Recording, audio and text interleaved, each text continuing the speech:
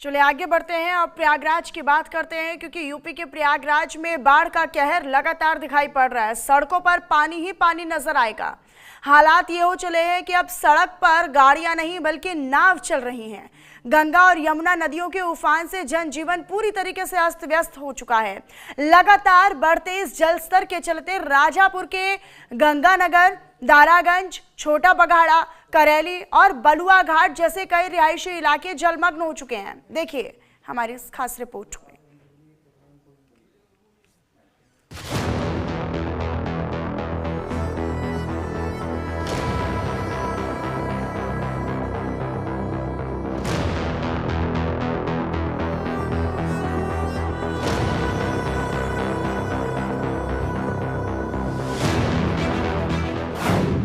जलजले से प्रलय काल, पानी पानी प्रयागराज।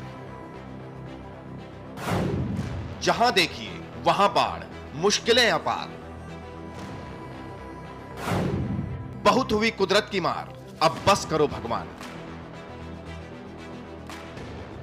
यूपी के प्रयागराज में बाढ़ ने तबाही मचा रखी है। लोगों के घर पानी में डूबे हैं,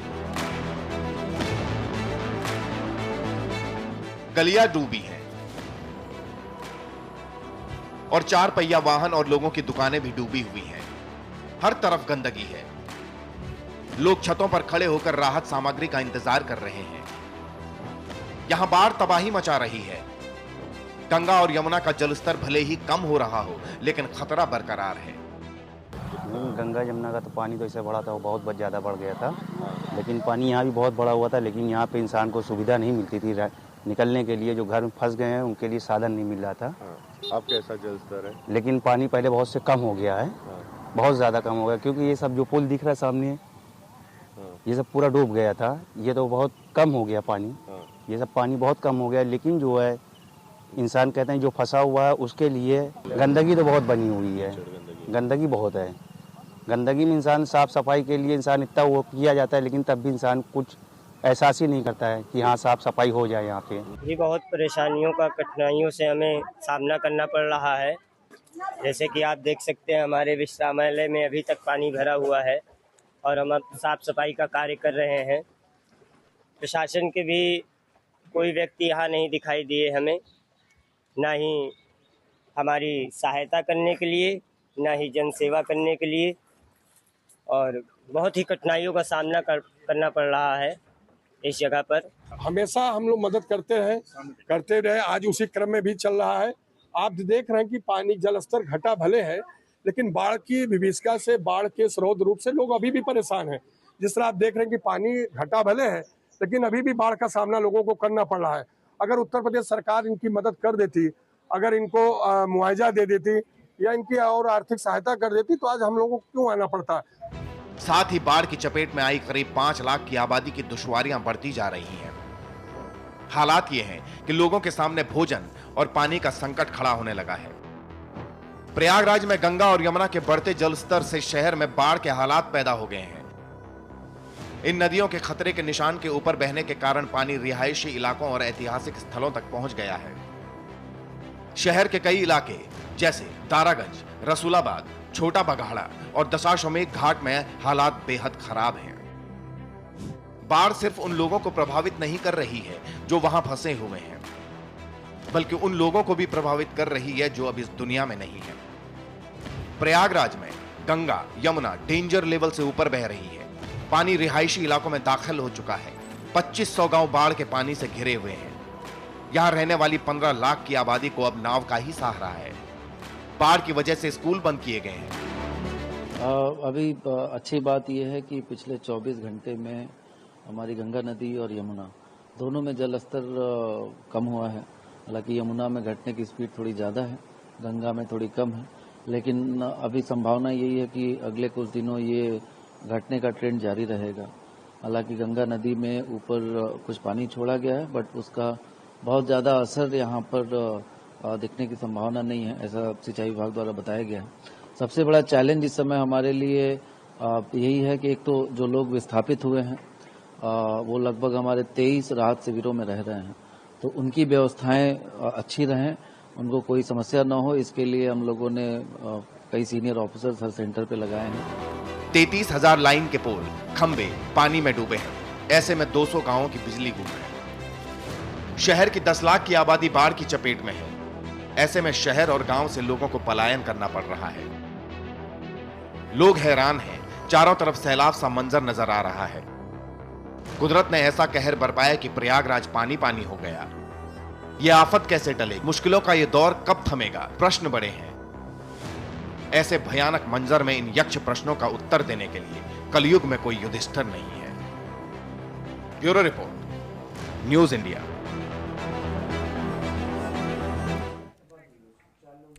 आगे बढ़ते हैं। अब आपको बताएं, जब प्रयागराज इन दिनों दो नदियों का कहर झेल रहा है। दरअसल गंगा और यमुना दोनों नदी उफान पर हैं और अब शहर के मोहल्ले बाढ़ की गिरफ्त में आते जा रहे हैं।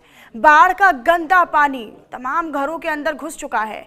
इसी को लेकर आपको रिपोर्ट दिखाएंगे, लेकिन न्यूज इंडिया के वरिष्ठ सहयोगी की ग्राउंड जीरो से एक रिपोर्ट तैयार की गई है, वो आपको दिखाते हैं।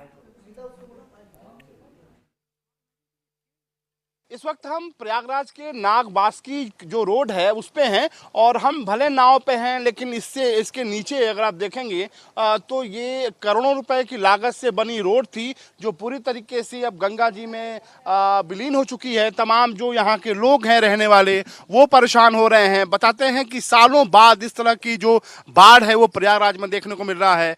जनजीवन पूरी तरीके से अस्त व्यस्त हो गया है। तमाम लोग पिछले कई दिनों से अपने घरों में कैद होने को मजबूर हैं।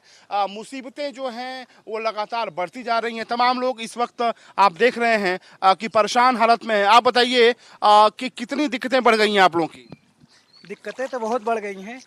अब जैसे कि यह स्टूडेंट रहते थे बेचारे, सब खाली कर कर चले गए हैं अपने घर। और जो यहाँ के सभासद थे आए थे, बस पारोटी आदमी दूध पारोटी देने से क्या होता है। और भी जितने गरीब आदमी है वो भी परेशान है। पूरे झोपड़ी उपड़ी सब टूट गए उनके। हम लोग का घर तो उस पार है, अंदर है थोड़ा, उधर पानी अभी थोड़ी सी घटी हुई है बस। और बाकी तो आप देख ही रहे सड़कों का क्या हाल हो गया है। और सब आदमी परेशान भी है इस बाढ़ के चक्कर में। इधर जो गरीब लोगों रहते थे ये देख लीजिए, टट्टर उट्टर रखा उनका, झोपड़ पट्टी वाले बेचारे। ये जो सड़क है ये नागबास्की वाली सड़क है। करोड़ों रुपए की लागत से ये सड़क बनाई गई थी और आज पूरी तरीके से गंगा में विलीन है। सब विलीन है। और ये एक सड़क सामने भी थी, वो भी पूरी ख़त्म हो गई है, छोटे बघाड़ा वाली। वो भी बहुत करोड़ों रुपये की लागत से। भी यहाँ गली बन रही है, उसका भी पूरा अभी आधी मरम्मत के बाद भी पानी आ गया तो पूरा खराब हो गया वो। आप बताइए कि जो प्रशासनिक जो मदद मिल रही है उससे संतुष्ट हैं आप? हाँ, अब प्रशासन क्या करे? अब पानी इतना इकट्ठा आ गया तो प्रशासन उसमें क्या कर सकता है? बारिश हो गई है, अब प्राकृतिक आपदा से क्या। पर हाँ, कुछ मतलब कम मिल रहा है भाई, जिस हिसाब से होना चाहिए उस हिसाब से नहीं कर पा रहे प्रशासन, बस। पिछले कई सालों बाद इस तरह की बाढ़ आई है। अब कितना नुकसान आपको लगता है कि इन इलाकों में हुआ होगा? अब नुकसान क्या किया जाए, ये तो हर साल का ही है। बस रोड बनाया गया तो रोड तो अच्छे लिए बनाया गया था, पानी आएगा तो आना ही है उसके बाद। बिल्कुल प्रशासनिक मदद मिल रही है, लेकिन मुसीबतें आम आदमी की बढ़ गई हैं। बढ़ गई है। पानी काफ़ी दिन से मतलब ज़्यादा रुक गया है पानी, इस पिछले बार से इतना पानी भी नहीं आता था, इसलिए मुसीबत थोड़ा ज़्यादा हो गई है। कितने दिनों से लोग घरों में कैद हैं, छतों पे अपने कैद हैं। हम तस्वीरों में दिखाएंगे, अपने कैमरा पर्सन वीरेंद्र से कहेंगे कि तस्वीरें दिखाएं। तमाम ये वो घर हैं जो पूरी तरीके से जलमग्न हो गए हैं। लोग घरों में रहने को मजबूर हैं। उन तक कैसे जो सर आधे ज़्यादा चले गए हैं, पब्लिक है ही नहीं है उसमें। सब यहाँ छोड़ के सब अपने दूसरे तरफ, कोई किराए में, कोई ऐसे झोपड़ लगा के, कोई 15-20 दिन के लिए किराए में है, पूरा सामान शिफ्ट कर करके हैं। अब यहाँ मतलब कि जानवर भी आ जाते हैं ना, जैसे सांप ऊप है घर में घुस जाते हैं।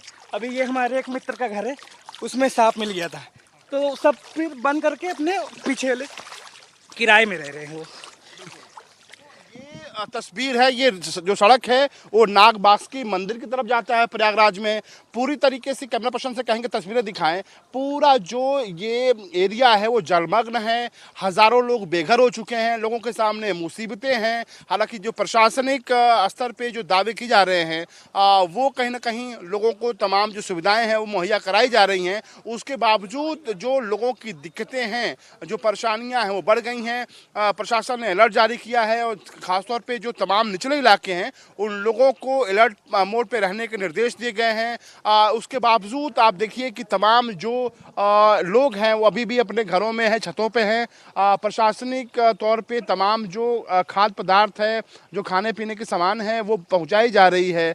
लगातार जो एनडीआरएफ की टीम है उसको तैनात किया गया है। उसके अलावा जो पुलिस के जवान हैं वो भी तैनात किए गए हैं ताकि कोई दुर्घटना इस तरह की ना हो पाए। फिलहाल लोग प्रयागराज के तमाम इलाकों के जो लोग हैं हज़ारों की संख्या में वो अपने अपने घरों में कैद हैं और जो बाढ़ है वो उनके लिए मुसीबत बन गया है।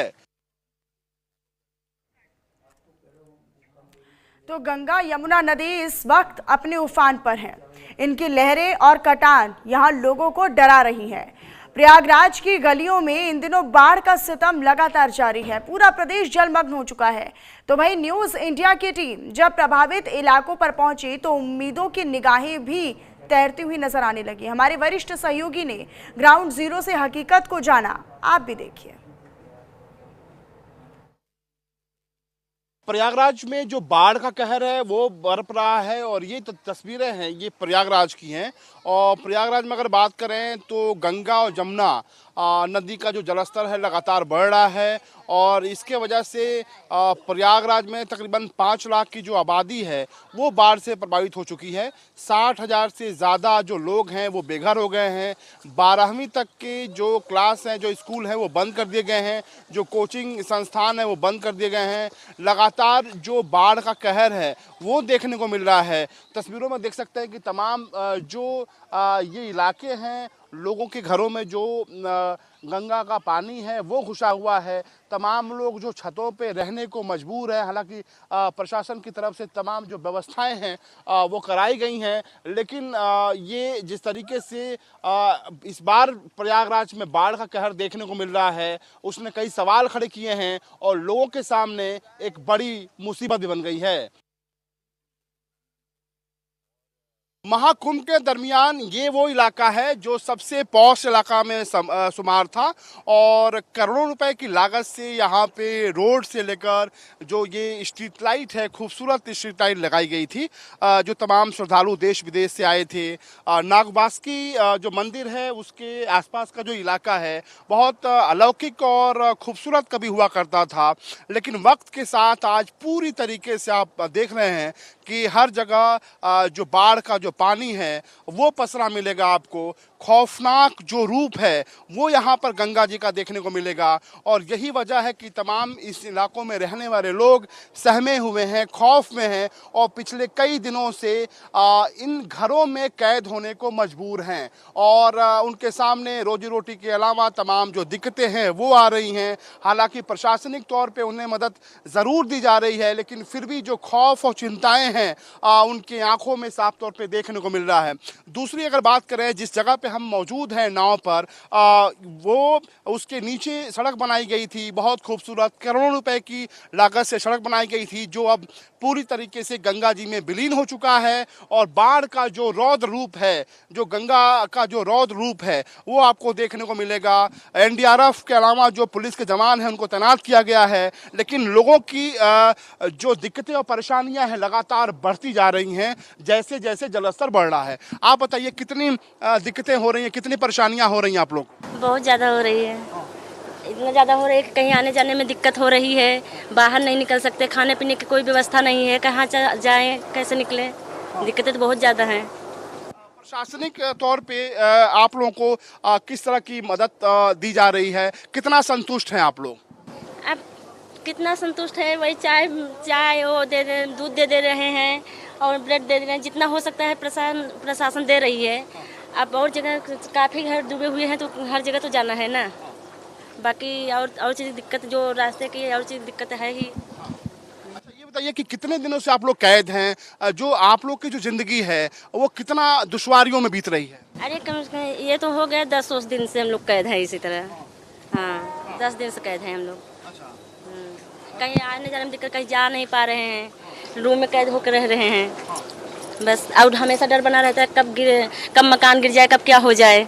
तो डर और खौफ का आलम है कि कब मकान गिर जाए, कब नई मुसीबत आ जाए। फिलहाल सामने लोगों के जहन में खौफनाक गंगा का रूप है वो देखने को मिल रहा है। आप बताइए कि कितनी परेशानियां हो रही हैं, कितनी दिक्कतें हैं आप लोगों की? वही दिक्कत है जो ना आप बताएं। परेशानी हो रही, दिक्कत हो रही, बस और का आने जाने के लिए सगल परेशानी ही। बाढ़ बूढ़ में घर मकान गिर रहा है और यही दिक्कत है। खाने पीने की कितनी परेशानियां हो रही हैं या फिर प्रशासन की तरफ से आप लोग को मदद मिल रहा है? खाने पीने की तो परेशानी हो रही है, कहाँ जाए कमाने खाने तक पानी में, बाढ़ बूढ़ में घर में बैठे हैं सब। मतलब जो आप लोगों के घर वाले हैं वो काम पे नहीं जा पा रहे हैं? कहाँ बाढ़ा बूढ़ा में काम करने जा रहे हैं, घरे में बैठे हैं सब। बिल्कुल खौफ और डर का आलम है। जी सर, पूरी तरह से अगर इंसान कमाएगा नहीं तो खाएगा नहीं। और इस बाढ़ में कहीं कोई जा नहीं पा रहा है, कहीं निकल नहीं पा रहे, सब घर में बैठे हुए हैं, तो इंसान को परेशानी तो होगी। डेली कमाने खाने वाले लोग हैं तो परेशानी होगी ही। परेशानी बहुत ज़्यादा है सर। अगर प्रशासन से मदद मिल जाती तो ज़्यादा अच्छा रहता। ये चाय ब्रेड से थोड़ी ना चलता है सर। ये ब्रेड दूध थोड़ी दे दिए तो इससे थोड़ी ना चलता है, इससे घर नहीं चलेगा ना सर। ये तमाम वो इलाके हैं जहां पर पूरी तरीके से बाढ़ में डूबे हुए हैं। पूरा इलाका जलमग्न है। लोगों के सामने रोजी रोटी का जो संकट है वो बन गया है। घर वाले काम पे नहीं जा पा रहे हैं। ऐसे में जो आर्थिक स्थिति है वो बिगड़ गई है। आप बताइए कि कितने दिन हो गए आपको, आप काम पे नहीं गए, कितनी परेशानियां हो रही हैं आपको? परेशानी बहुत ज़्यादा हो रही है यहाँ पे। काम पे हमको हो गया करीब 1 हफ्ते यहाँ पे ना जाते हुए काम पे, यहीं पे हैं।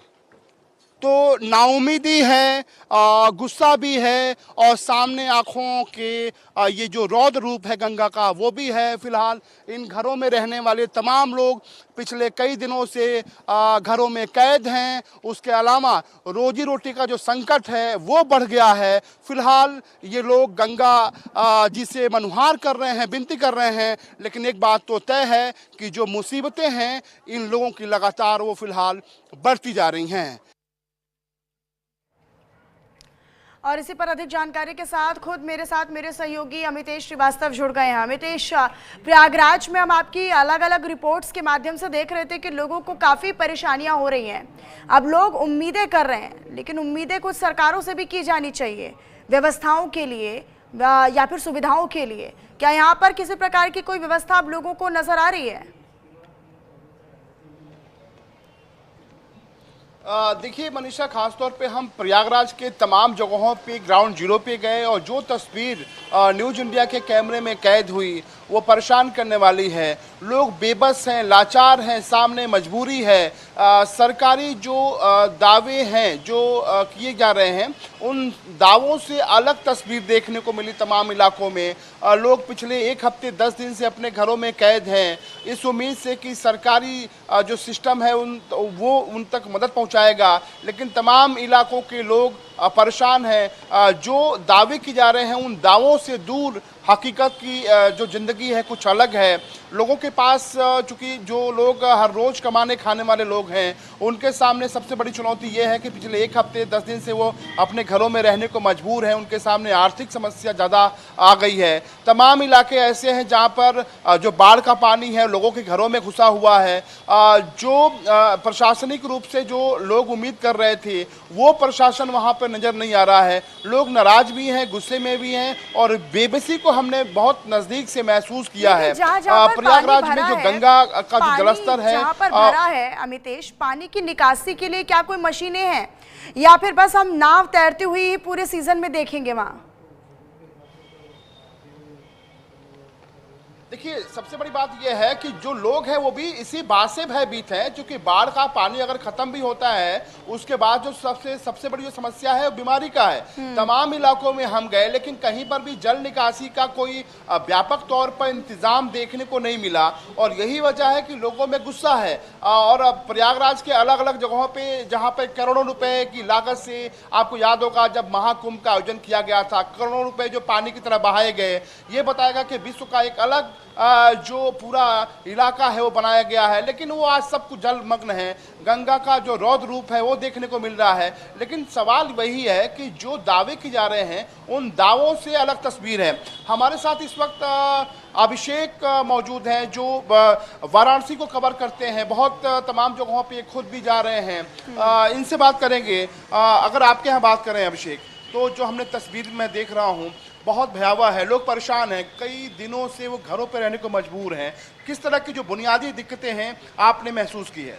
जी इम्तियाज़ जी, बिल्कुल आपने जो ग्राउंड रियलिटी बताई, ज़मीनी हकीकत ठीक वैसी है, या फिर यूं कहें कि जो ज़मीनी हकीकत है वो इससे भी और ख़राब है। क्योंकि हम लोग बनारस के जो आम लोग हैं, जो बनारस का असली इलाका है उसे हम भीतरी महाल बोलते हैं, या फिर जो बनारस की जो सहायक नदियां हैं, वरुणा हो, अस्सी हो, ये जो दो नदियां हैं, जब इनमें उफान होता है तो उस कारण से जो बाढ़ उत्पन्न होता है वो बाढ़ बनारस के लोगों को बहुत ज़्यादा परेशान करता है। और वही स्थिति इस समय बनारस की है कि बनारस के वरुणा के क्षेत्र के जितने भी मोहल्ले हैं, चाहे वो हुकुलगंज का एरिया हो या फिर इसके अलावा राजघाट हो, रामनगर हो, तमाम सारे जो मोहल्ले हैं वो दुश्वारियाँ झेल रहे हैं। वहाँ के जो लोग हैं वो निचले के अपने मंजिले को बंद कर चुके हैं और ऊपर के मंजिल पर रह रहे हैं या फिर छत पे रह रहे हैं, और लाइट भी नहीं है। तमाम जो सरकार के दावे हैं वो इसके विपरीत है, और जमीनी रियलिटी जो है यानी विद्युत सेवा भी ठप है पूरी तरीके से। लेकिन नगर निगम के जो तमाम जिम्मेदारियां हैं, क्योंकि अब अगर पानी की निकासी भी होती है तो जो कूड़े का अंबार है, जो गंदगी का अंबार है, वो तो इलाकों में जमा हुआ है। निश्चित तौर पर वहाँ उससे बचाव के लिए क्या कर रहे हैं नगर निगम की टीम, या फिर क्या मच्छरों के उत्पन्न होने को लेकर किसी प्रकार का कोई छिड़काव है, ये भी काफी महत्वपूर्ण हो जाता है। इस पर भी अपनी नजर आप बनाकर रखिएगा। अमितेश, बहुत शुक्रिया आपका हमारे साथ जुड़ने के लिए और तमाम जानकारी साझा करने के लिए। और फिलहाल इसी के साथ यहाँ पर रुक रहे एक ब्रेक के लिए, फौरन लौटेंगे।